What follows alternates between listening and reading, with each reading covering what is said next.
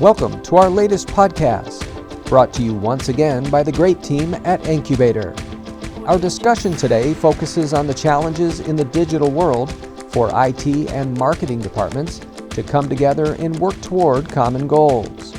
We're excited to be joined by Enqbator's Director of Client Services, Kathy Haushen. Kathy has over 20 years of experience in the industry, managing exciting, high-pressure, and high-profile projects for a number of the healthcare market's most respected clients. So let's join Kathy as she shares her knowledge on this exciting topic.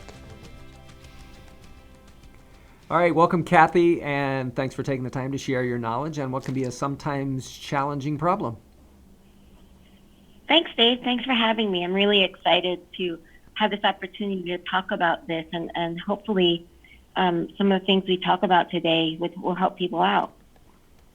Awesome. Well, you've personally been in the trenches, so to speak, working closely with team members on both sides of the situation.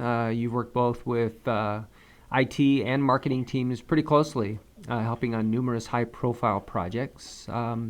If you could, tell us a bit about why bringing these groups together can make projects more successful for everyone involved.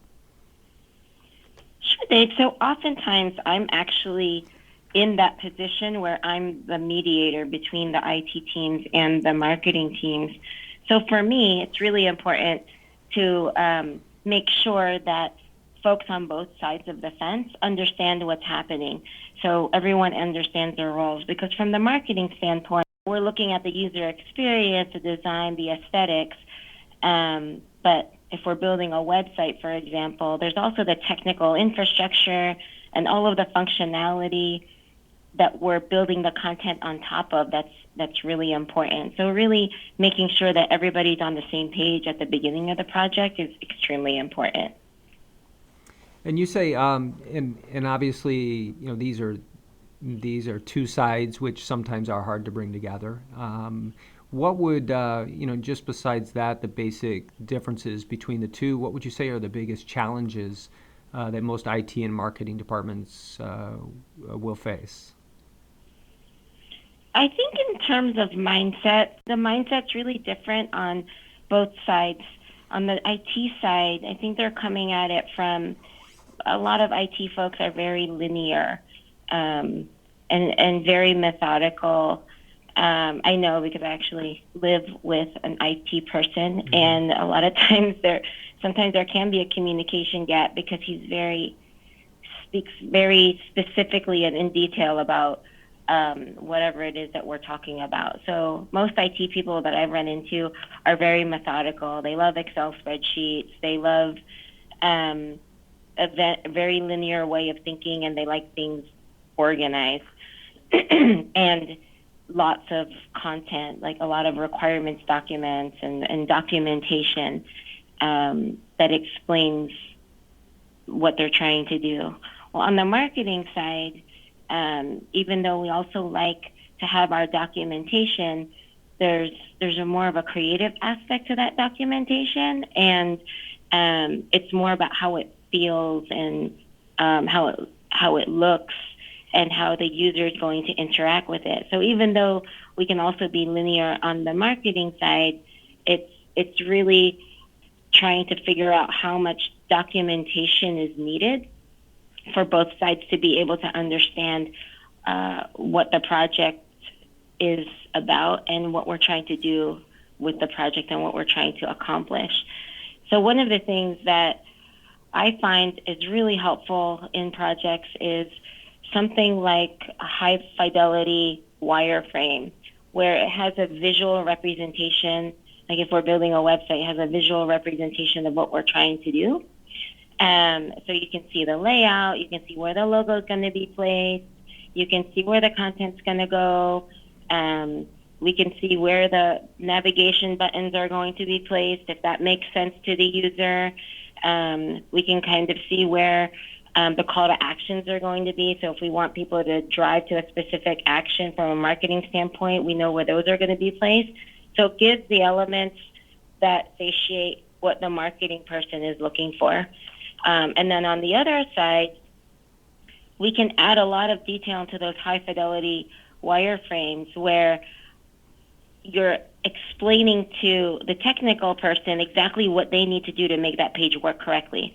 So when I hover over this button, then it opens up into a larger button that has additional text on it, and that action on that button is it's a fade in, fade out transition. Mm-hmm. Or the carousel at the top. Like you can have 5 different images in the carousel, and on the desktop, you're able to click on these circles that are on the carousel, but on a mobile device, like a tablet or a phone, then you have to be able to swipe to move through the carousel. So having that documentation that serves both purposes from the marketing side and the IT side can be really important and integral in making sure that everybody is on the same page. Right. I was going to say, I think you hit on a key point there of, because obviously there's different mindsets involved. And what I think you said was really important is you're putting that, when there can be someone in your position to kind of mediate, you're putting one side's thoughts into the other side's language, I guess, into the other, so the other side can understand it. Mm-hmm. So that, exactly, Dave. Yeah, I mean, is that what you found kind of the biggest challenge? Is just kind of to bridging that gap, putting things in the specific languages for both sides to understand? Yes, and I think when you're looking at wireframes or building a website, there's that component of it. But then you also still have to translate.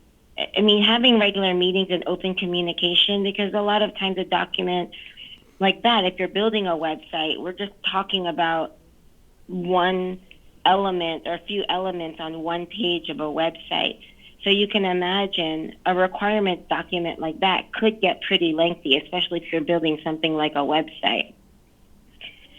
So I think open communication between the groups, regular meetings, I think that's also really important, because in the beginning of the project, you're establishing the goals, you're establishing the project plan. We're looking at an overarching time frame for the entire project, and then establishing milestones that you want to hit throughout the project, and then checking in on those things.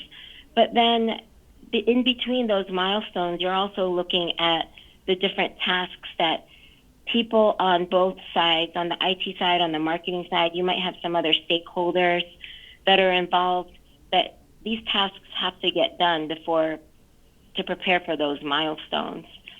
So having regular touch points, having a meeting agenda for those regular touch points, and then reporting back with notes on those touch points, I think are all really good tools to make sure that everybody understands what they need to do, and progress continues to move forward on achieving those milestones. So touching a bit on goals that you mentioned, how does goal setting come into play, do you think, in trying to bring these sides together?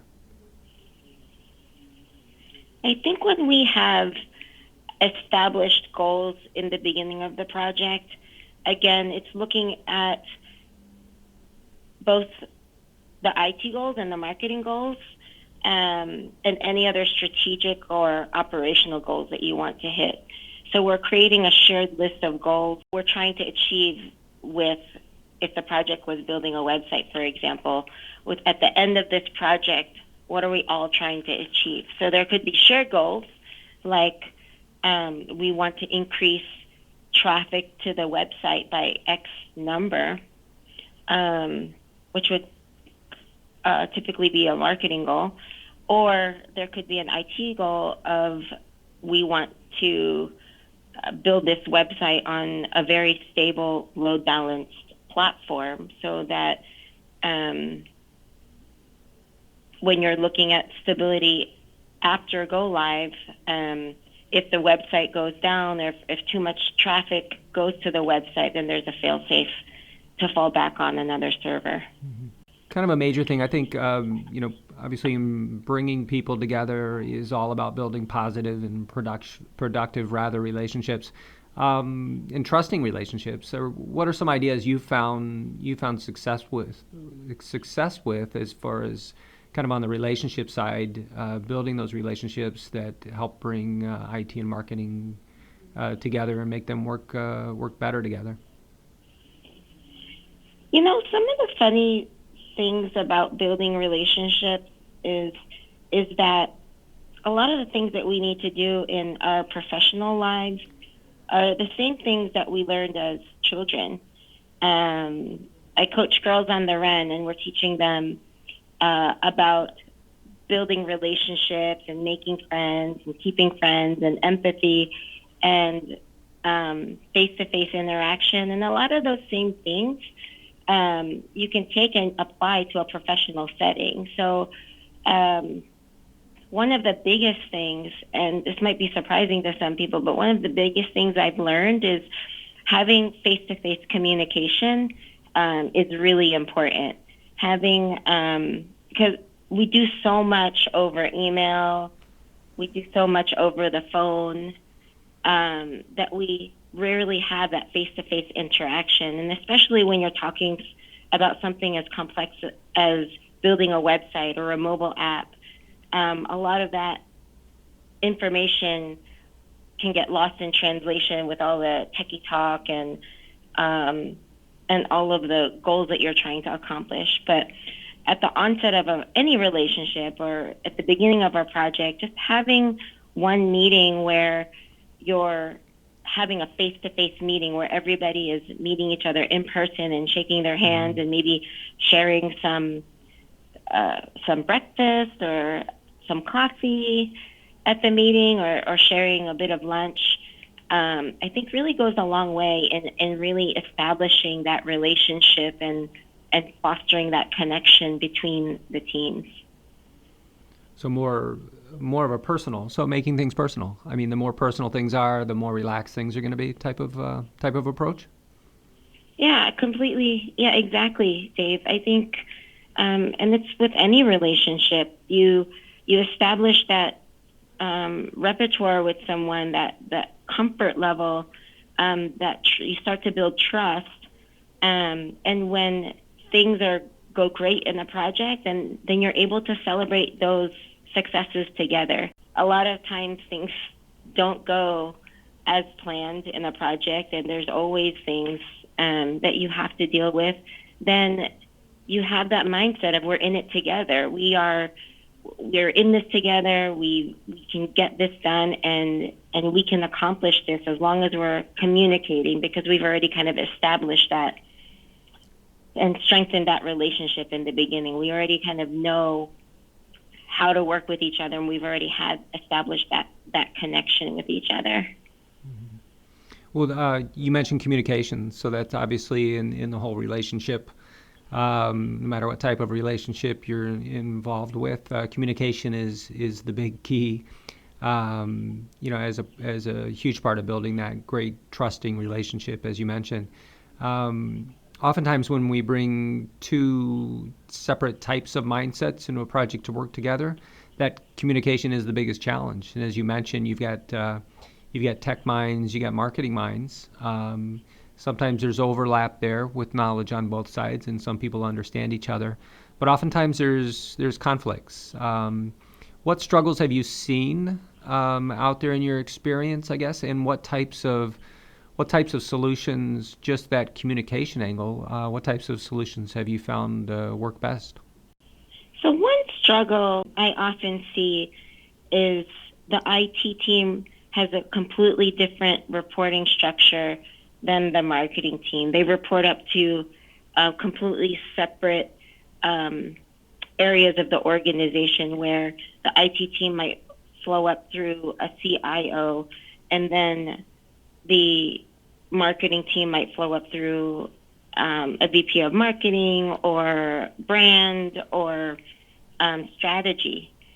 And so one of the biggest challenges is that these areas of an organization usually operate completely separately.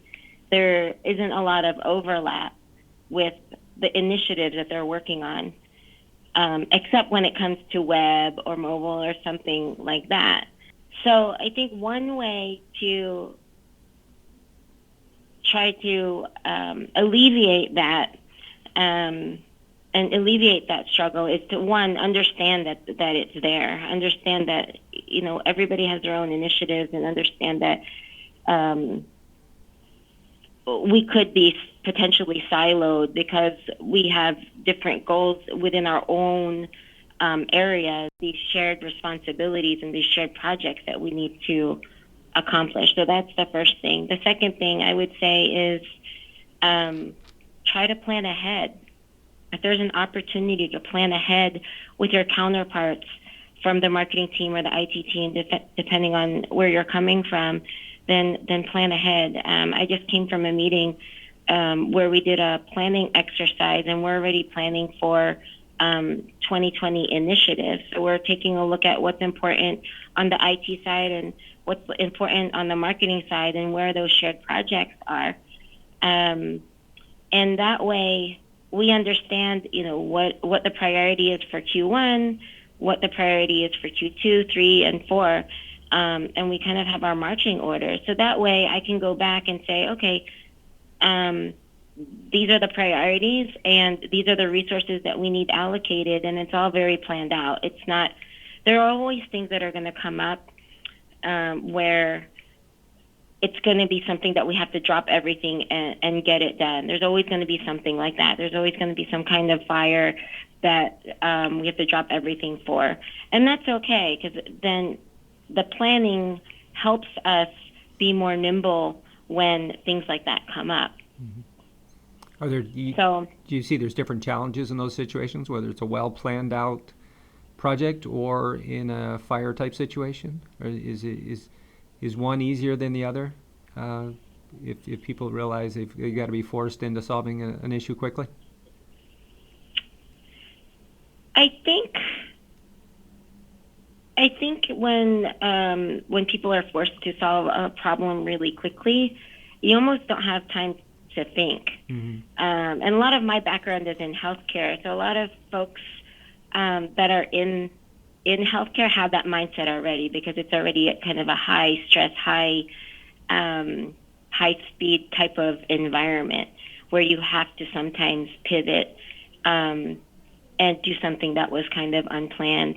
I guess what makes it easier to handle those kinds of situations, though, because they are going to come up, is that if you have the work that you know that you need to do and that's planned out and the resources are planned out, then we can say, okay, well, this project, we need to probably push this out a couple of weeks because we have to tackle this urgent project first.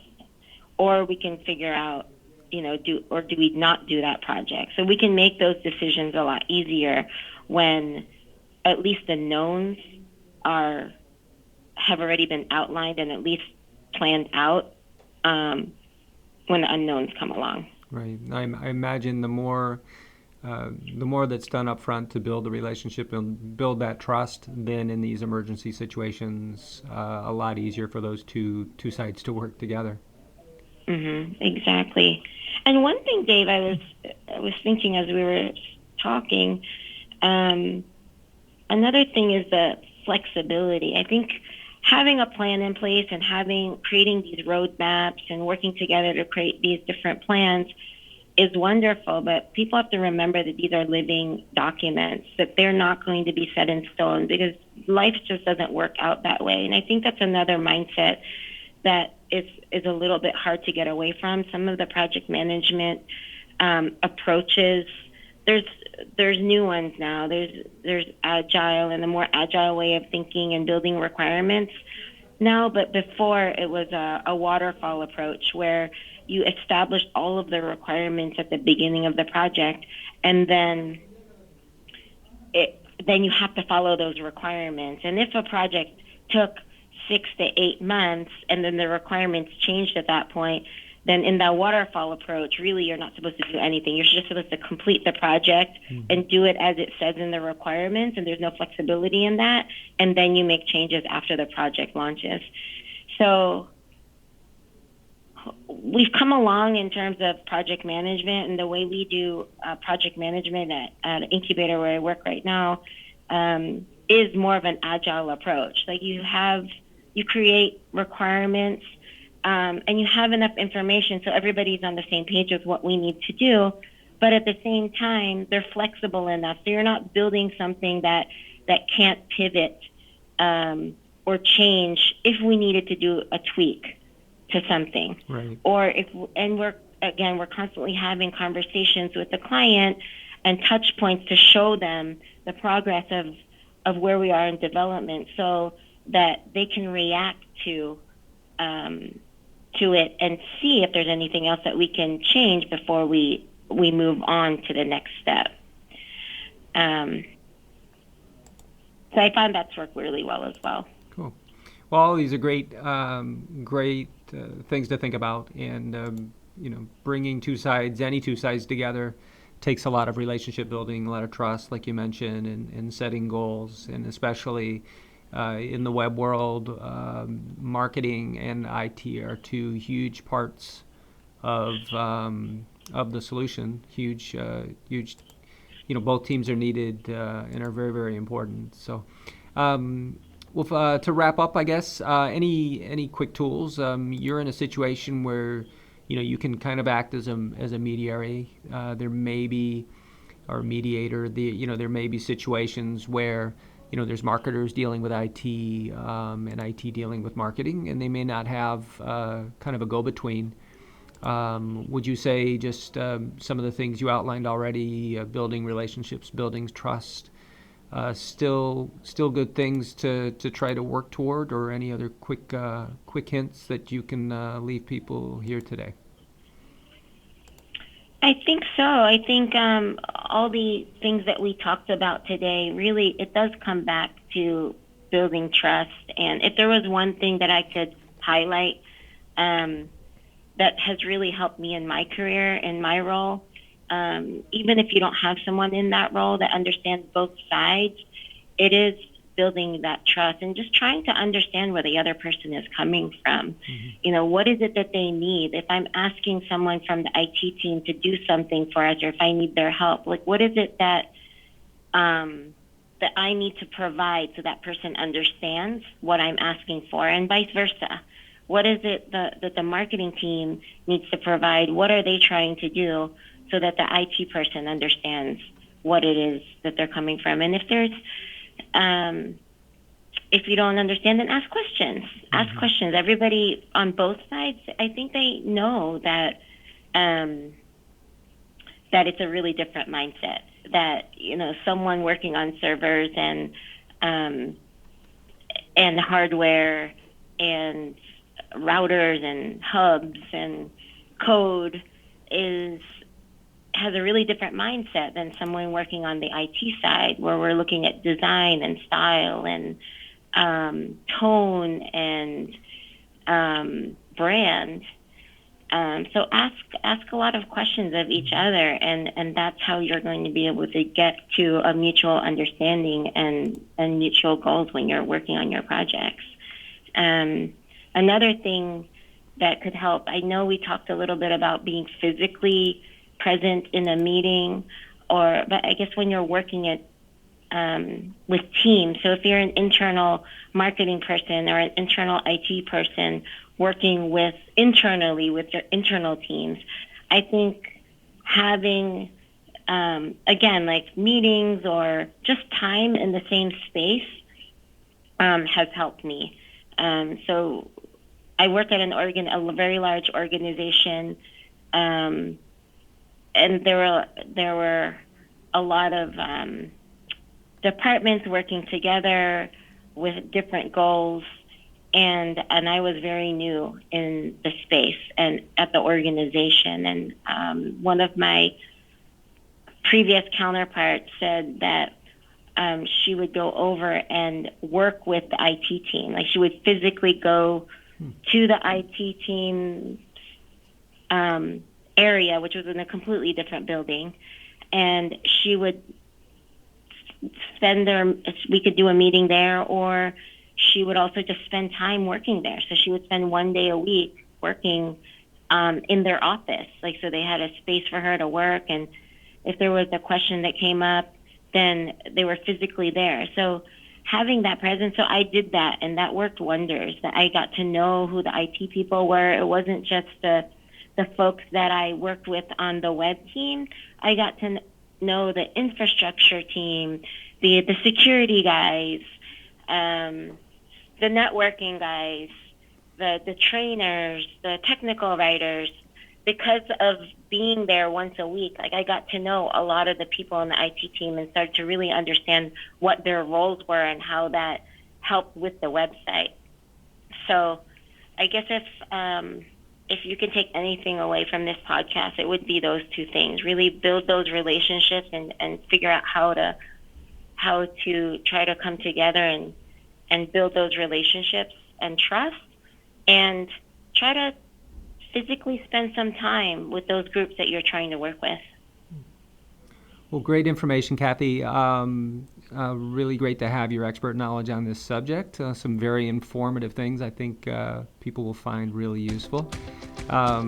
Thanks very much for taking the time to talk with us here on the podcast. Thanks so much, Dave, for having me. I had a lot of fun. Hopefully some of the things we talked about today help a lot of people out there.